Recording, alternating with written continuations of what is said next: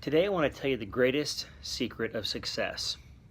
In Daniel chapter 6, we see a man blessed in ways that no other man in the world has been blessed. And yet, the secret to his blessing and miracle and success is written right in this chapter. Take a look.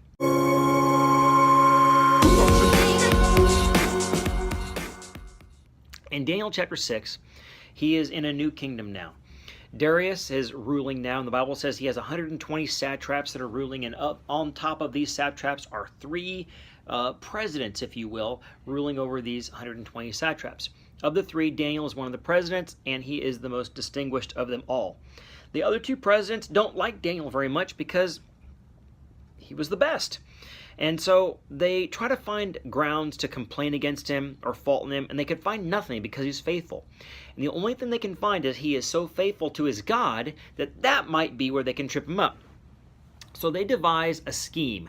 There will always be schemers out there, and they'll always be scheming against God's people. And so these guys say, look, let's make a law that says you can't pray to anyone except for the king, King Darius, for 30 days. Well, Daniel, he'll probably go and pray to his God. He'll break the law, and then we'll have him.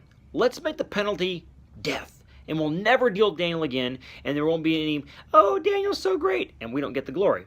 So they get the law signed by the king. He's not even thinking about Daniel or anything. He's just thinking, oh, yeah, it'd be great for people to pray to me for 30 days.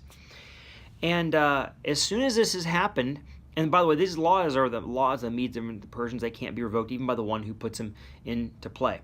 In verse 10, the Bible says, when Daniel knew the document had been signed, he went to his house where he had always been, and the windows of his upper chamber were open toward Jerusalem. He got down on his knees 3 times a day and prayed and gave thanks before his God as he had done previously. There are 3 things in there that I want to show you. First thing is, he prayed to God 3 times a day. What a powerful thing to think about getting up in the morning and saying, God, I'm giving this day to you. Taking midday and saying, God, I'm giving you this day again in case I've gotten off track. Taking the end of the day and saying, Lord, let's review the day and let's talk about tomorrow. And taking 3 solid times where you're saying, these are prayer times. Daniel did that.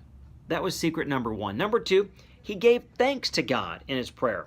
It wasn't just, Lord, I need this, or Lord, this is a mess. It was, Lord, you are good. He saw clearly God each day for what he has done, and he gave thanks. And then number 3, he was consistent. I'll bet that everyone listening to my voice has had a day where you prayed 3 times, where you had solid, 3 times where you prayed and you gave thanks to God.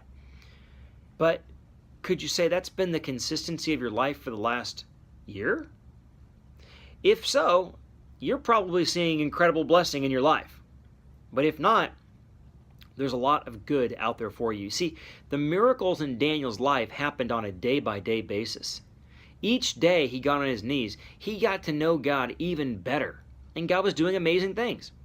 So the decree was signed, and they said, hey, look, Daniel broke this, and the law says you've got to kill him. You've got to throw him to the lions, like it says right here in the law. Well, the king didn't want to do it. He was distraught. And as he's throwing him to the lions, he says, may the God you serve continually deliver you. It was like, maybe there's a chance that this will happen. The Bible says the king went home, spent the night fasting. All the diversions that normally a king would be given, he didn't get, like the jokers and the magicians and these types of people. He didn't even get. In the morning, the Bible says he goes to the lion's den and calls down. Oh, and he says, Daniel, has your God been able to deliver you from the lions? And Daniel replied, O king, live forever. My God sent his angel and shut the mouth of the lions, and they have not harmed me. And I was found blameless before him and before you. I have done no harm. Of course, the story ends beautifully with the men who set this trap being thrown to the lions themselves and their wives and their kids. And the Bible says their bodies didn't even hit the floor before the lions jumped up and grabbed them and broke their bones and killed them. When you set a trap for someone else, be careful, because that trap is going to be where you end up, very likely. And then, of course, Darius makes a similar decree that Nebuchadnezzar had made, that, God is God and everyone should worship him. The secret of success is God Himself. Success is nothing more than knowing God. When you know God, life is fulfilled. You think that success might be getting this high position, or more money, or more notoriety, or even maybe helping, hundreds of people. But the truth is, the secret of real success is knowing God. And that's something you can achieve today. My challenge to you is to talk to God about what kind of consistency you've had getting into His Word. What kind of consistency you've had throughout the day. Do you start the day with Him? Do you have a time in the middle of the day? Do you end the day with Him? Because those are each key critical times. Some of us start the day and end the day, but all throughout the day we forget Him. That midday time could be a powerful time. What if you just took 5 to 10 minutes each day out of your day in the middle of the day and said, God, let's reconnect? What would God do in your life? The secret of great success is knowing God.